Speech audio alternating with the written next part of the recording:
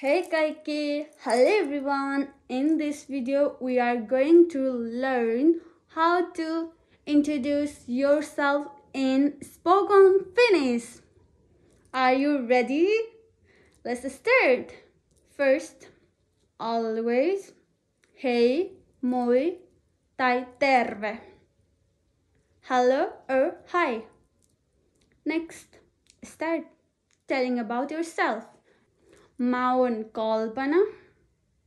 I am Kalpana. Mä oon kotoisin Nepalista. I am from Nepal. Tällä hetkellä mä asun Suomessa mun perheen kanssa. I currently live in Finland with my family. Mulla on 2 sisarusta. 1 sisko ja 1 veli.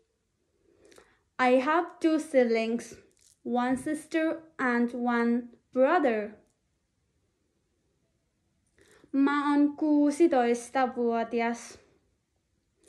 I am 16 years old. Mä oon opiskelija.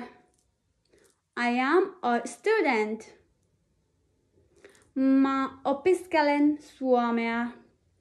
I am studying Finnish. Mä puhun 4 eri kieltä. I speak 4 different languages.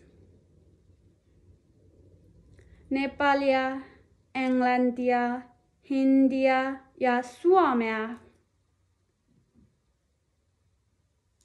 Nepali, English, Hindi and Finnish. Mun äidinkieli on Nepali. My mother tongue is Nepali. Mä tykkään luonnosta, lukemisesta, perheestä ja urheilusta. I like nature, reading, my family and sports. Kirjoita itsestäsi puhekielen kommentoihin. Kiitos, heippa, nähdään!